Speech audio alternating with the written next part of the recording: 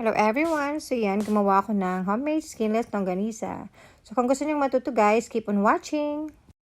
So, hello guys! So ayan, I'm going to make skinless longganisa. So papakita ko sa inyo ang aking mga ingredients sa paggawa ng skinless longganisa. So this is my own version of my skinless longganisa. So I have pork. So mamaya, igigilingin ko siya.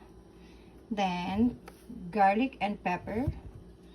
And I have paprika, of course, lots of garlics. And I'm going to add cornstarch and brown sugar. So, tansya-tansya lang to guys. Walang exact measurements. Depende lang sa panlasa nyo yan.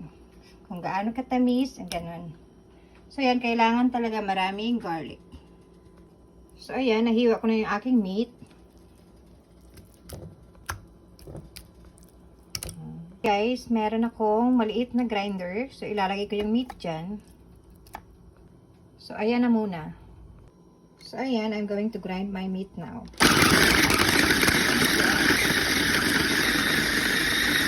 So, ayan, check na natin.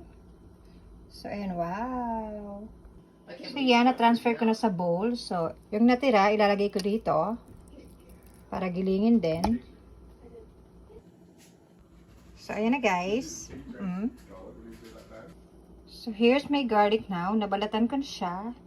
So, I'm going to grind it. So, hindi ko na nga hinugasan yung aking grinder kasi okay naman yan. Malinis.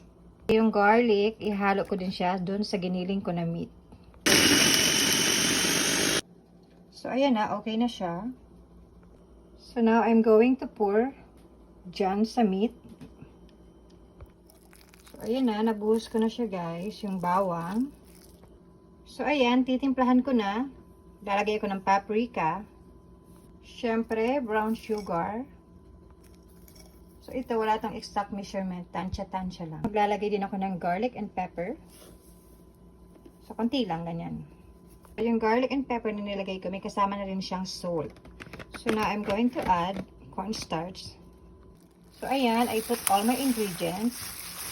So, kailangan i-mix natin siya ng mabuti para mag-combine ang lahat ng kanyang ingredients. So, ganyan lang. So, dahil gusto ko medyo matamis pa, dadagdagan ko siya ng sugar. So, ayan guys, nahalo ko na siya lahat. So, okay na yan. So, ilalagay ko muna siya sa freezer. Mga 20 minutes to 30 minutes, ganun. Para hindi siya mahirap. Mamaya, I'll show you. So, eto na guys, yung skinless longganisa. Kanina nilagay ko siya sa freezer, di ba? Pero nakalimutan ko siya. So, yung sinabi kong 30 minutes, nako, 4 hours na. So, ayan. Check ko kung nanigas pa talaga ng gusto. Kung matigas na gusto, hindi ko muna siya gagawin. So, ayan. Okay naman. Hindi naman siya nag-frozen. So, ayan. Gagawin ko na siya. So, ayan na. May nabalot na akong isa. So, sa paggawa nito, depende kung gaano kahaba ang gusto nyo. So, sa akin, ganyan lang kaano. Yan. So, here's my finished product of my homemade skinless longganisa.